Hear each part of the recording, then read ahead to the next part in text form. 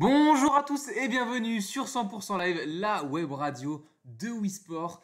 Aujourd'hui, après la grande victoire de l'équipe de France contre l'Allemagne mardi sur le score de 1-0, on va revenir sur cette rencontre, essayer de tirer un peu les premiers enseignements qu'il y a à tirer du côté des Bleus avant de se projeter sur la deuxième rencontre qui arrive très vite, puisque c'est déjà demain, l'équipe de France défiera l'équipe de Hongrie pour enchaîner et donc peut-être potentiellement se qualifier déjà pour les huitièmes de finale avant même son rendez-vous fratricide de mercredi prochain contre le Portugal.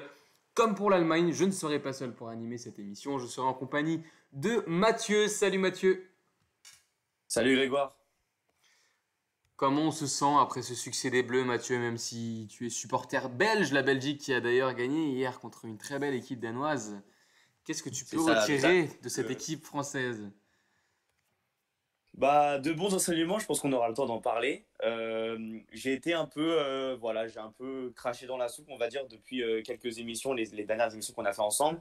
J'ai un peu taclé certains endroits, certaines zones de l'effectif de l'idée des champs. Je pense que je dois passer à la barre pour m'excuser, puisque le premier match est en tout cas très intéressant et de bon augure pour la suite. Vous êtes accusé. Euh, Plus sérieusement, donc comme je viens de le dire, on va revenir sur cette performance incroyable de l'équipe de France. On pourra voir d'ailleurs qu'il y a plusieurs avis qui divergent, même au sein des journalistes internationaux. J'ai relevé deux, trois petites déclarations de journalistes anglais, de journalistes hollandais, et on pourra parler en tout cas de tout ça. On va tout d'abord vous mettre donc la fiche match de cette rencontre entre l'Allemagne et la France. Donc la France qui s'impose 1-0 sur un contre son camp de Mats Hummels à la 20e minute de jeu. La France qui, dans un scénario peut-être un peu similaire d'un point de vue des chiffres à la demi-finale de 2016, n'a pas eu la possession, avec que 38% de possession, a marqué sur son seul tir cadré, même si évidemment cette fiche de stats, 4 tirs tentés, un tir cadré, n'est pas très représentative. On rappelle qu'il y a eu un but, deux buts même refusés à Benzema et Mbappé, un poteau d'Adrien Rabiot et un penalty non sifflé assez flagrant quand même sur Kylian Mbappé. Je ne sais pas ce que tu en penses, mais la France aurait pu donc s'imposer bien plus, sur un score bien plus large face à cette équipe d'Allemagne. Toi Mathieu, qu'est-ce que tu retiens particulièrement, spécifiquement de cette prestation de l'équipe de France? Écoute, je pense que j'avais les yeux rivés sur une zone qui était l'entrejeu, puisque après l'excellente saison de N'Golo Kanté, ou en tout cas la demi-saison, surtout sous Thomas Tuchel à Chelsea, je me tâtais de le voir évoluer en équipe de France. Pareil pour Paul Pogba qui revenait d'une belle saison aussi avec les Red Devils. Et puis, je l'ai répété, répété et répété, et je ne veux pas me jeter des fleurs parce que c'est surtout pas ça qui va se passer, mais Varane et Kimpembe, j'avais beaucoup, beaucoup, beaucoup, beaucoup d'attentes, beaucoup de doutes autour de cette charnière, et j'ai été vachement rassuré, pardon.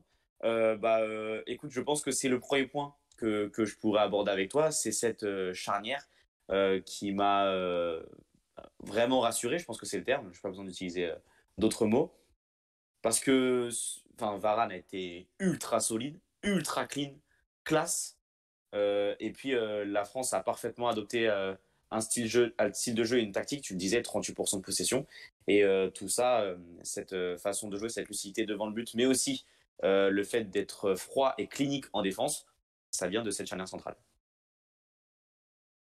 Ouais, on vous a remis d'ailleurs une stat qu'on vous avait déjà mis lors du premier match, comme quoi la France était tout proche d'égaler sa série de 5 matchs consécutifs sans prendre de but de 2008. Ça y est, série égalée, donc avec un cinquième match consécutif sans prendre de but. Et si on pointait la faiblesse entre guillemets relative des adversaires lors de ces 4 premières rencontres, là je pense on ne peut pas sous-estimer malgré tout cette équipe d'Allemagne qui aurait pu s'imposer contre cette équipe de France, même s'il y a eu pas mal de déchets à la finition, notamment du côté de Serge Gnabry, comme quoi le fait de se passer de Timo Werner n'est pas forcément gage de plus de réussite devant les cages.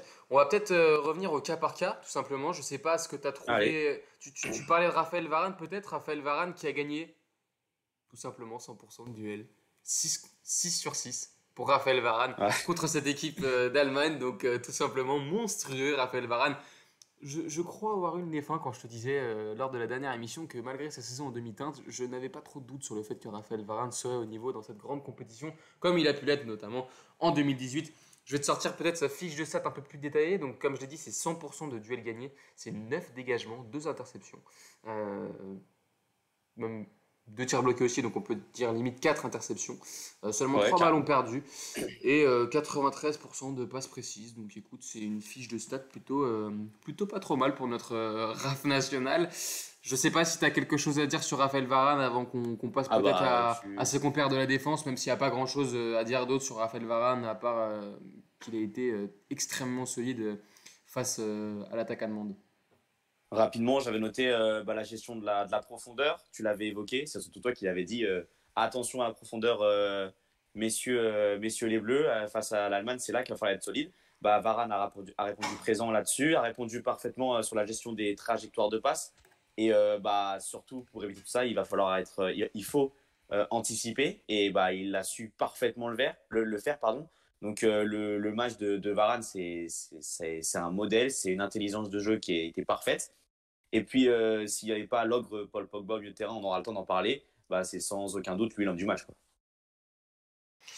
Ouais, alors moi, il y a aussi Lucas Hernandez, pour rien te cacher, qui m'a pas mal impressionné. On va vous mettre une stat. Il a gagné, lui, que 67% de ses duels, mais je trouve que pour un latéral à vocation très offensive et sachant qu'il avait Kimmich en face de lui, c'est vraiment plutôt pas mal pour Lucas Hernandez sur son aile. Il a été très bon, il a gagné très peu de duels, il a perdu très peu de duels, pardon. Et pour moi, ça Oui, qui est, aussi. Ouais, c'est qui lui est aussi à l'action du but. et exactement, c'est exactement ce que j'allais dire. Lui qui provoque donc ce contre son camp de Mats Hummels. Voilà, grande prestation pour Lucas Hernandez également. Je ne sais pas si tu veux rajouter quelque chose avant qu'on passe Non, je pense que tu as tout plus dit. amplement à la prestation de Paul Pogba. Juste rapidement, bah, tu l'évoquais, l'intensité que met ce joueur-là, c'est tout bonnement efficace et toujours stratosphérique avec l'équipe de France. Et puis, comme tu l'as dit, en face, il y avait un client, il fallait répondre présent. Il l'a été. Parfait, en tout cas, Lucas Hernandez qui s'affirme peu à peu et encore une fois comme une valeur sûre sur l'aile gauche de cette défense de l'équipe de France. On Tu va vas finir par passer. le floquer, le maillot, hein, avec Lucas Hernandez, hein, tellement tu l'adores, ce joueur. C'est pas Ah, possible.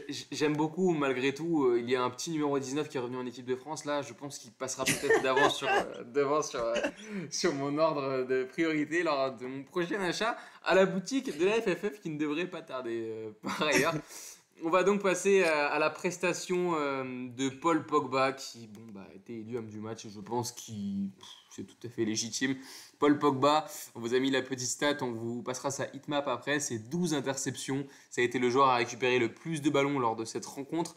Il a également été celui qui a subi le plus de fautes et qui a remporté le plus de duels. Il a subi 4 fautes et remporté 13 duels. C'est tout simplement stratosphérique pour Paul Pogba. Là, pour le coup, on peut dire énormément de choses. Il a été omniprésent. Et Mm. ce qui légitime encore plus ce propos, c'est que je sais pas toi, mais je trouve que peut-être le petit moment en deuxième période où il a eu cette période de moins bien, où il a peut-être mis un peu moins d'intensité, où il a peut-être été un peu moins visible et présent, l'équipe de France a immédiatement été en difficulté.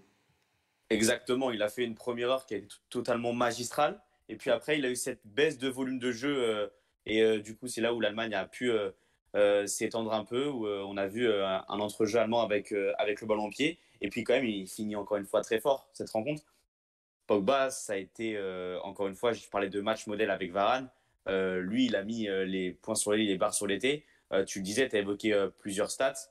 Enfin, c'est totalement fou, quoi. En plus, son jeu de passe est fou. Et puis, il a une telle justesse technique. Quand il est comme ça, mais regarde, on a parlé de nombreuses fois de qui était le cadre de cette équipe de France. On a entendu dans de nombreux médias que c'était Griezmann. L'arrivée de Benzema qui était au cœur et qui pouvait lui remettre un peu, pas de l'ordre, mais en tout cas reprendre le lead en tout cas de cette équipe. Mais en fait, Paul Pogba, quand il est comme ça, mais il est intouchable. Il est intouchable. Match de fou. Moi, tu as évoqué quelques statistiques, mais qu'est-ce que tu en penses, toi, Grégoire, de ce match? Bah, on va vous remettre d'ailleurs peut-être la hitmap de Paul Pogba. C'est assez hallucinant. On peut voir qu'il a été partout, absolument partout, Paul Pogba au milieu de terrain, dans les deux camps finalement. Il a su aussi revenir défendre et peut-être même plus, il a été très utile dans cette vocation défensive. Et il a peut-être, mine de rien, je ne sais pas ce que tu en penses, permis de faire un peu oublier la prestation en demi-teinte d'N'Golo Kanté, qui a certes été très efficace, je pense, dans l'apport défensif, mais qui a été peut-être un peu moins visible qu'à l'accoutumée. On a Adrien Rabiot qui a été très efficace techniquement aussi au milieu de terrain. Voilà, je trouve que peut-être Paul Pogba, tu parlais d'Antoine Griezmann, j'ai vu pas mal de gens dire qu'il avait fait un bon match. Moi, je suis pour être honnête, assez déçu de sa performance. Je pense que ça a été le moins en vue des trois de devant. Alors effectivement, on connaît Griezmann, il a aussi été bon dans tout ce qui est jeu de déviation, point d'appui, etc. Mais c'est vrai que je trouve qu'il a eu pas mal de fois du mal à se situer. Bah, il faut dire que tu en parlais avec N'Golo Kanté, tu disais que Pogba avait euh, fait de l'ombre, on va dire, à la prestation de N'Golo Kanté, qui a d'ailleurs l'habitude de jouer dans l'ombre. Mais ça, c'est dû à son volume de jeu. Le fait qu'il soit tout le temps là et que Pogba aille à droite à gauche, tu l'as montré avec la carte. Pogba, c'est totalement fou. Et comme Griezmann a l'habitude de faire, c'est-à-dire de revenir un peu dans l'entrejeu pour apporter son soutien au milieu de terrain, bah, Pogba est lui allé vers l'avant. Donc paradoxalement, s'il a fait de l'ombre à N'Golo Kanté, il vient en faire à Antoine Griezmann. Donc je trouve que sa projection, enfin, toujours vers l'avant, quoi, ça a été sa variété de passes, etc. Enfin bref, pour moi, c'était un modèle. Oui, après, on pointait d'ailleurs au tout début de cette compétition, avant le match contre l'Allemagne, l'importance du fait que le milieu soit extrêmement complémentaire, et je pense qu'ils l'ont été. Voilà, tout simplement, même s'il y a des joueurs qui ont été peut-être un peu moins en vue. Je pense justement à N'Golo Kanté aux yeux du grand public, on va dire. Il a eu son apport également, et je trouve que ce milieu, globalement, s'est assez bien comporté, a été assez complémentaire, ce qui leur a permis d'ailleurs Avec Adrien Rabiot. Ouais, ouais, bah, je l'ai cité juste avant aussi, mais c'est vrai que ils ont un peu éteint ce milieu allemand quand même. Je trouve qu'on a quand même pas beaucoup vu Gosens, on a quand même pas beaucoup vu Gundogan.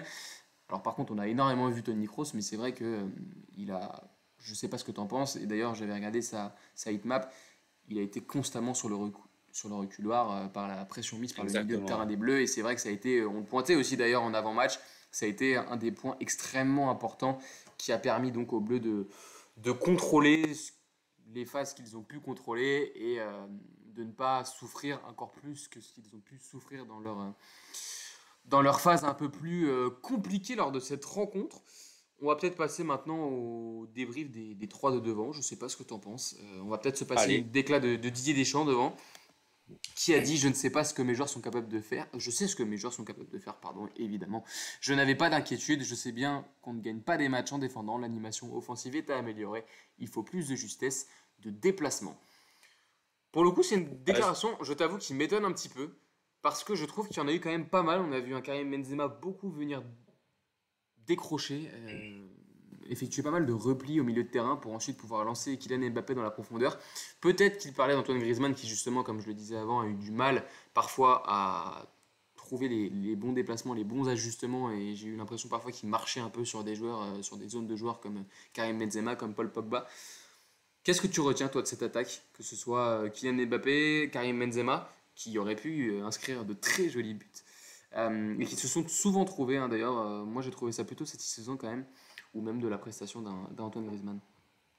rapidement, avant d'évoquer les trois devant, je voulais juste souligner quand même la bonne performance, à part Mats Hummels qui a été vraiment en dedans, la bonne performance de Ginter et de Rudiger qui ont imposé un combat physique assez intéressant. Et c'est aussi pour ça que Griezmann, Mbappé et Benzema ont eu du mal à s'illustrer, même si ça n'a jamais été grandiose. Enfin, je pense que Ginter a fait le plus haut match de. Il faut regarder les notes de la rencontre proposées peut-être par le journal d'équipe ou encore d'autres médias, mais je pense que Ginter a eu la plus belle note côté allemand, lui qui a fait une très belle, une très belle prestation, qui a réalisé une très belle performance. Et du coup, oui, je disais, du coup, avec ça, les trois devant ont eu du mal à s'illustrer avec ce combat physique. Mais Benzema, tu l'as dit, a décroché énormément et il s'est même retrouvé en position de milieu de terrain, quoi, avant d'aller vers l'avant. Ça aurait pu payer, ça aurait pu être payant puisqu'il a mis ce but refusé en fin de rencontre, 87, 88e minute de jeu, je l'ai plus en tête là comme ça. Un petit peu Et avant, je puis crois. Mbappé Mbappé, ah, merci pour ta perfection. Mbappé qui a Je toujours vais te la été sortir la minute exacte, attends.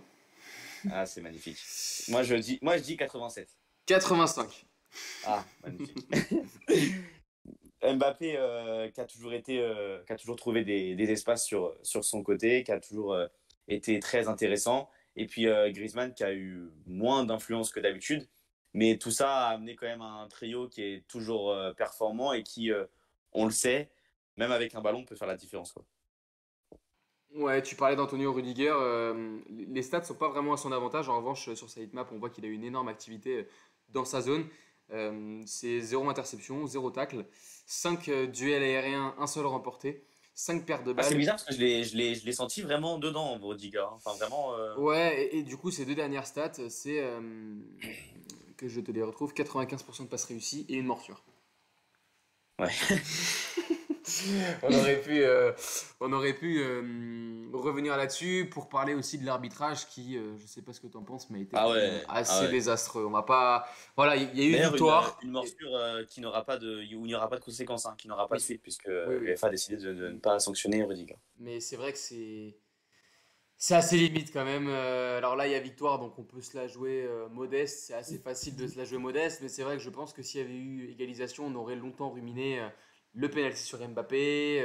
Le fait, bon, évidemment, le but de Benzema est hors-jeu, mais on peut sourire du fait qu'il demande la VAR pour un hors-jeu qui est très léger, mais pas pour cette action très limite, cette intervention très limite de Mats Hummels sur le penalty qui aurait dû peut-être être sifflé sur Mbappé. Donc voilà, Mbappé d'ailleurs très intelligent de revenir à l'intérieur pour essayer d'aller provoquer le penalty. Mais ça, l'arbitre ne l'avait pas vu ou en tout cas pas considéré à sa juste valeur.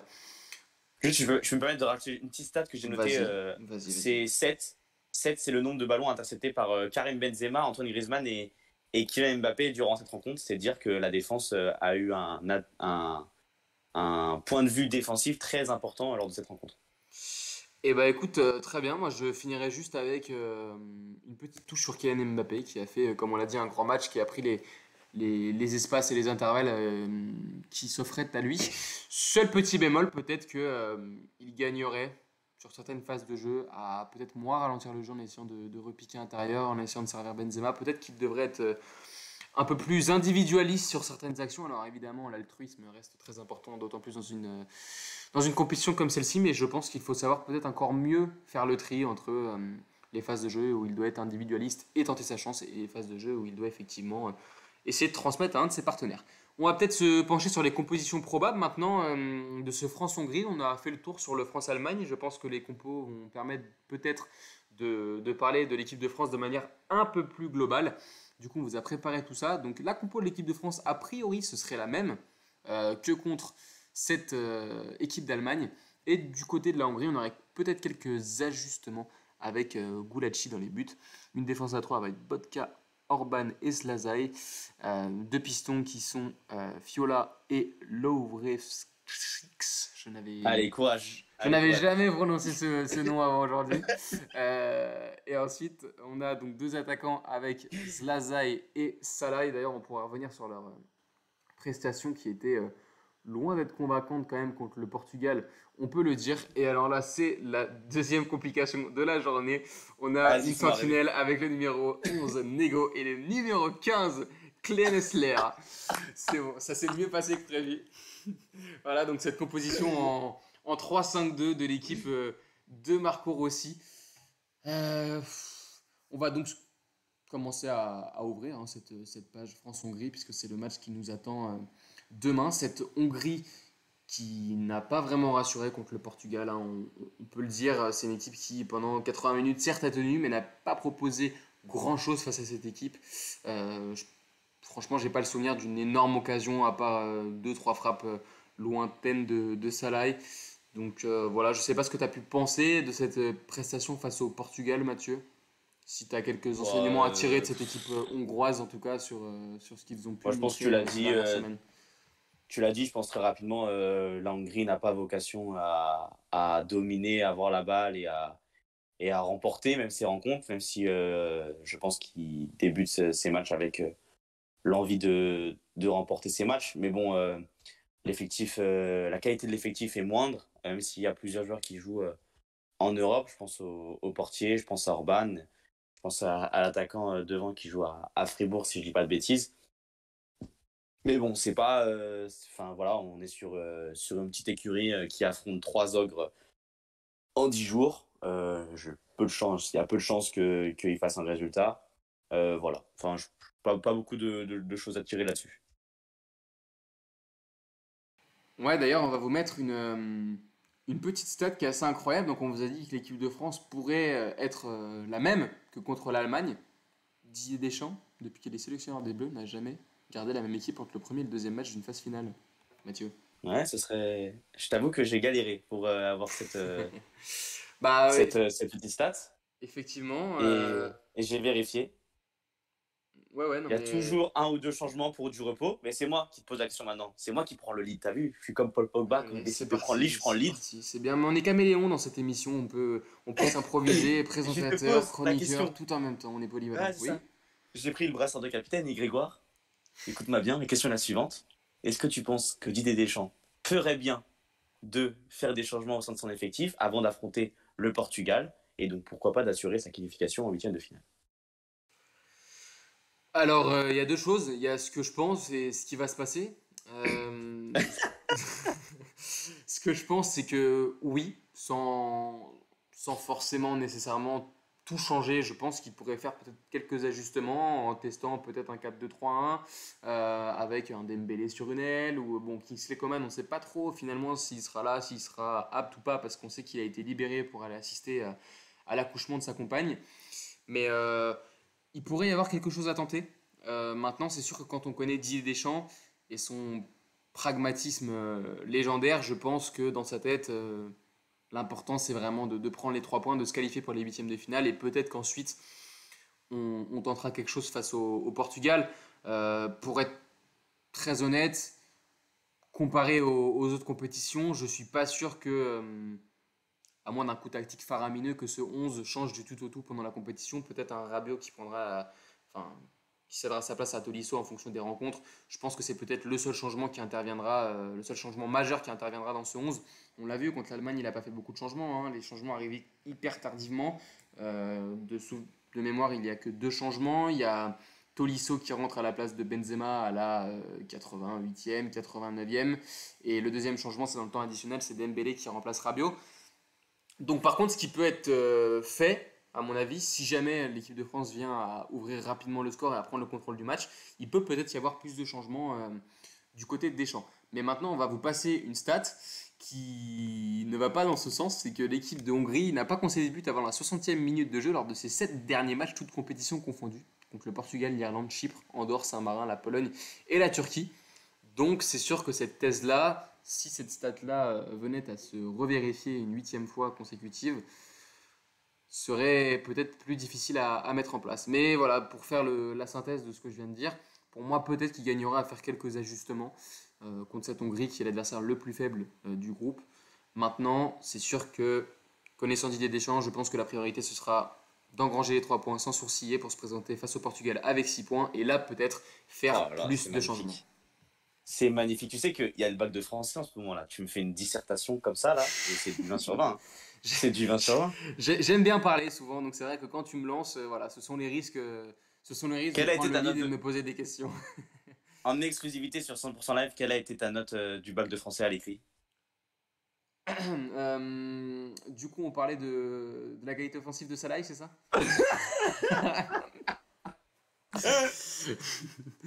Non, non, Non, mais en tout cas, je pense. ça reste une grande déception dans ma carrière de lycéen, mais non, j'ai eu mon bac avec mention bien, donc c'est ce que l'histoire retiendra.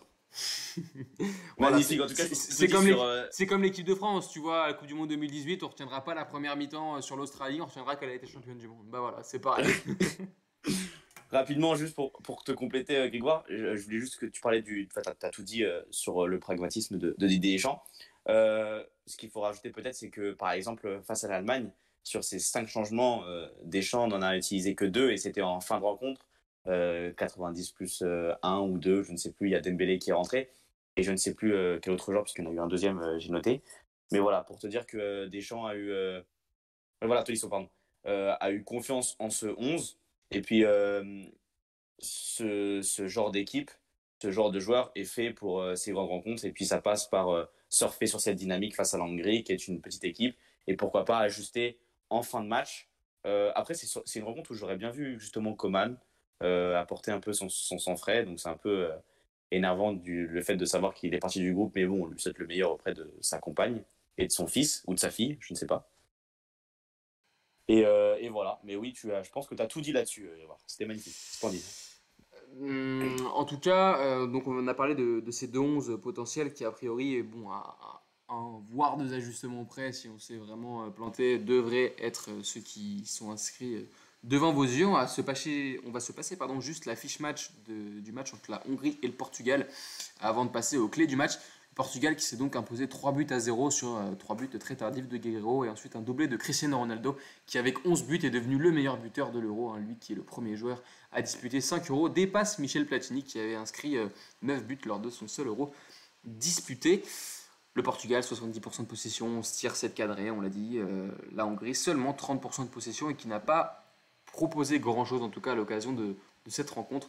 On aura l'occasion d'en reparler dans quelques instants. On va d'abord surpasser une déclat de Lucas Hernandez qui parle de cet adversaire hongrois et qui dit « C'est une bonne équipe qui a bien résisté face au Portugal pendant 80 minutes. Ils sont costauds défensivement, ils ne laissent pas énormément d'espace. Le Portugal n'a fait la différence que sur la fin. Il faudra rester vigilant. » C'est sûr qu'en tout cas, ça sent le match piège pour cette équipe de France qui, sur le papier en tout cas, est largement au-dessus de cette équipe hongroise, surtout qu'il y a Zobolzai qui ne dispute pas cette compétition. Donc c'est vrai que ça reste, et c'est tout de suite plus compliqué pour cette équipe hongroise. L'équipe de France et l'équipe de Hongrie ne se sont plus affrontées depuis 2005. C'était un match amical où l'équipe de France était imposée 2 buts à 1. Donc pas vraiment de choses à retenir sur les confrontations directes qui auraient pu se tenir récemment. Donc ce ne sera pas une clé du match a priori. Mathieu, je vais te lancer là-dessus comme contre l'Allemagne. Quelles sont selon toi les clés du match? Les clés du match, la première, c'est que c'est dommage parce qu'on ne verra pas Marco Rossi se tirer les cheveux en voyant les magnifiques buts de l'équipe de France puisqu'il n'a pas de cheveux, le pauvre. Ensuite, en deuxième clé du match, je dirais que tout va passer par l'attaque devant et j'espère et je prie pour voir Karim Benzema enfin la mettre au fond et que ce but soit validé, merdas, parce que je pense que l'attaque va avoir un grand rôle.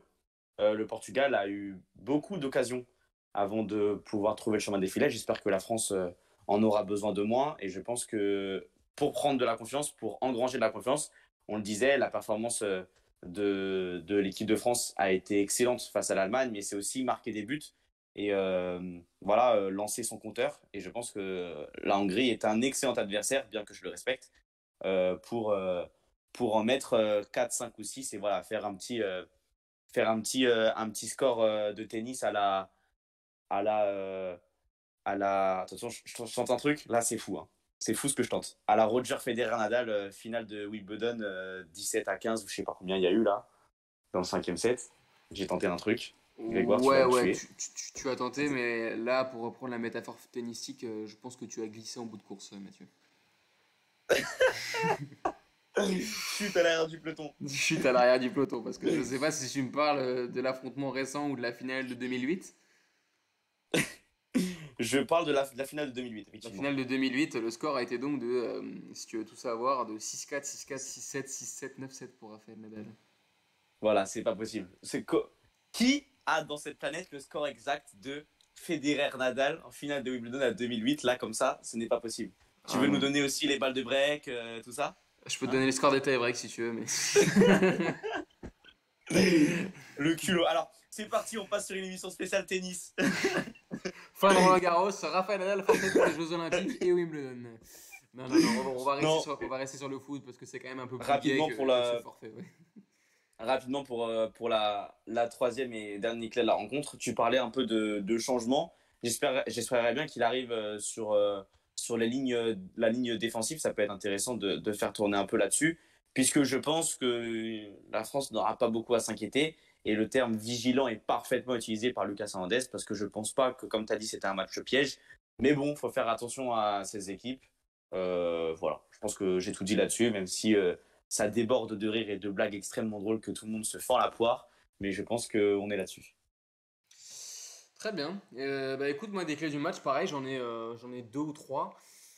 On va pas revenir longuement sur l'efficacité parce que ça, c'est le quotidien d'une grande compétition. Qui plus est face à un bloc bas, et tu l'as dit, bon, les Portugais ont eu un brin de réussite sur la fin, mais pendant longtemps, ça a été assez compliqué malgré les grosses occasions, notamment en première période.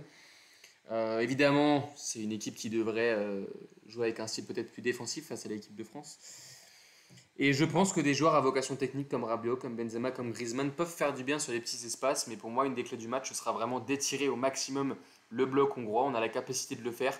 Je pense que le milieu n'aura pas vraiment de difficulté à prendre le dessus et à maîtriser le tempo de la rencontre.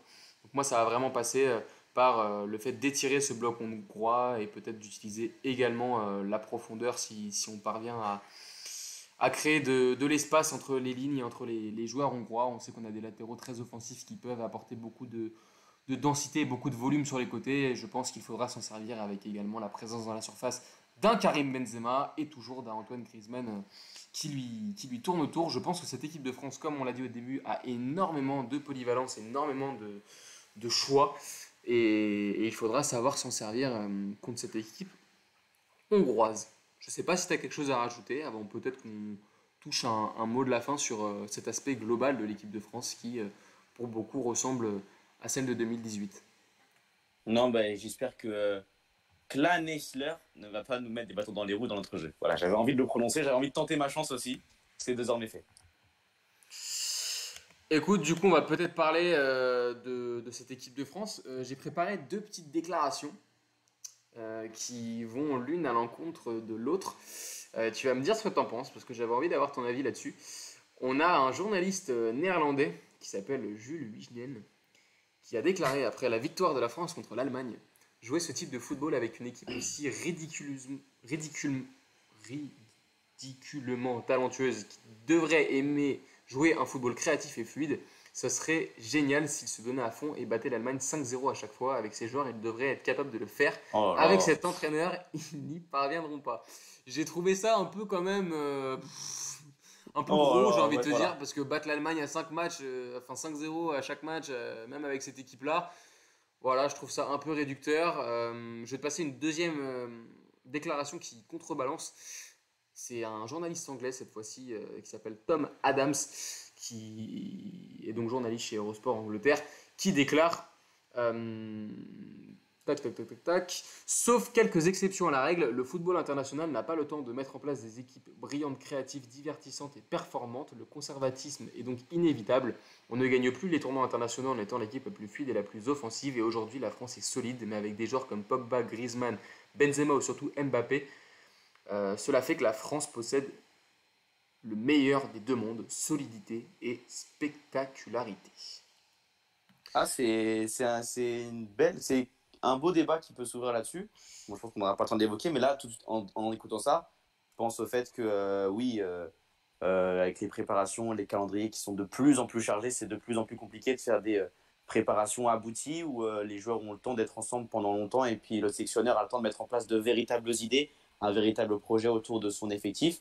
Mais bon, tu vois, pour contrebalancer ça encore une fois, il y a cette sélection ukrainienne qui est tellement intéressante depuis ce début d'Euro, même malgré la défaite lors de son entrée en lice face aux Pays-Bas.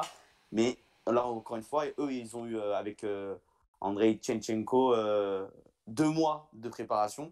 Le calendrier du pays a fait en sorte que la sélection soit ensemble longtemps pour mettre en place l'ensemble de ces idées. Et on a vraiment une animation offensive qui est très intéressante, un projet de jeu qui est complètement dingue. Je pense que la France, comme toute autre sélection, gagnerait à être ensemble plus longtemps pour une préparation. Après, oui, il est parfaitement logique qu'avec des joueurs de tel niveau, c'est normal que Didier Deschamps récupère 1, 2, 3, 4, 5, voire même 6, pourquoi pas, de ces bleus en fin de saison et donc que le groupe ne soit pas complet avant quelques jours du début de la compétition. Et puis la dernière chose, c'est que je pense que voilà, le journaliste hollandais a fait un tour à Amsterdam et nous a fait cette magnifique déclaration avec un magnifique joint à consommer avec modération évidemment dans la bouche. Voilà, c'est tout ce que j'ai à dire Alors, là-dessus. voire à même pas consommer du tout en France, puisque c'est illégal, mon cher Mathieu. Effectivement. Mais voilà. Euh, Effectivement, moi je vais te rejoindre, évidemment, je pense que tu t'en doutes, je prends beaucoup plus le versant du journaliste anglais. Effectivement, on le sait, hein, surtout cette saison, le calendrier est extrêmement exigeant, il n'y a pas forcément le temps de tout mettre en place et de mettre en place des schèmes de jeu qui sont révolutionnaires et hyper spectaculaires. Je pense pas que depuis le début de cet Euro, on ait vu une sélection nationale qui soit spectaculaire. Alors oui, on a vu des sélections qui jouent, qui ne ferment pas le jeu, mais je pense que ce soit les Pays-Bas, l'Ukraine, la Macédoine du Nord, il y a quand même des temps faibles dans les rencontres de ces équipes-là, Ah et, oui. et je pense qu'ils sont, bon alors évidemment il y a moins de qualité individuels, mais ils sont moins bien gérés que l'équipe de France, ou en tout cas il y a moins de potentiel. Les Pays-Bas qui sont impressionnants, j'attends de voir ce que ça donnera lorsqu'un le milieu composé de Jong notamment arrêtera de jouer en chausson entre guillemets et affrontera un vrai adversaire. Non mais c'est vrai, avec tout le respect qu'on a pour l'Autriche et l'Ukraine, pour l'instant les milieux ne sont pas, ou en tout Non. cas n'ont pas Oh, été à la l'Autriche, hauteur. c'est horriblement faible en Autriche, Ah hein. ouais, Oh là là. c'est une déception parce que quand même avec des joueurs comme Leimer, Leiner, Sabitzer, ça devrait pouvoir Ah ouais, le c'est. faire. Oh là là. Mais voilà, en tout cas on verra ce que ça donnera contre cette équipe d'Hongrie. Quel jeu tout simplement pratiquera l'équipe de France? Parce qu'effectivement contre un adversaire réputé plus faible, peut-être que on cherchera moins à quadriller les espaces que contre l'Allemagne où l'intensité était assez folle. On verra ça samedi, j'ai envie de te dire. Samedi, rendez-vous 15h à la Puskás Arena. Je sais pas si tu as quelque chose à ajouter, Mathieu, avant qu'on termine cette émission. Bah, que j'embrasse le crâne chauve de Marco Rossi parce que ça va chauffer là. Ça va chauffer, évidemment. En tout cas, on embrasse Marco Rossi s'il nous écoute. Comme la semaine dernière, évidemment, allez les Bleus. Allez les Bleus pour se qualifier immédiatement et pour s'offrir des huitièmes de finale. A priori, peut-être contre un membre du groupe A, ça pourrait être la Suisse, le Pays de Galles. Ça pourrait être une belle mise en bouche ensuite pour potentiellement des quarts de finale ou des demi-finales avec la Belgique, l'Italie, les Pays-Bas. En tout cas, plein de belles choses qui arrivent sur 100% Live, sur Wii Sport et évidemment sur 7 euros, puisque c'est ce qui nous nourrit actuellement pendant ce mois de juin. Et donc, on vous retrouvera, nous, dès mardi ou mercredi prochain. Je peux Mercredi faire une petite. peut-être, pour la rencontre face au Portugal. Oui, vas-y, Grégoire, Mathieu. Oui. rapidement, juste pour vous dire que je serai à l'antenne du match de l'Angleterre contre l'Écosse ce soir sur 100% live évidemment. Évidemment, tous les matchs de l'Euro sont commentés sous la houlette d'une magnifique personne nommée Romain Giton, qu'on embrasse, qu'on salue, qui coordonne tout ça d'une main de maître. Et donc, comme on l'a dit, tous les matchs sont à retrouver sur 100% Live et on se retrouvera nous mercredi pour la preview du match contre le Portugal. Bon vendredi, bon match et allez les Bleus. Allez,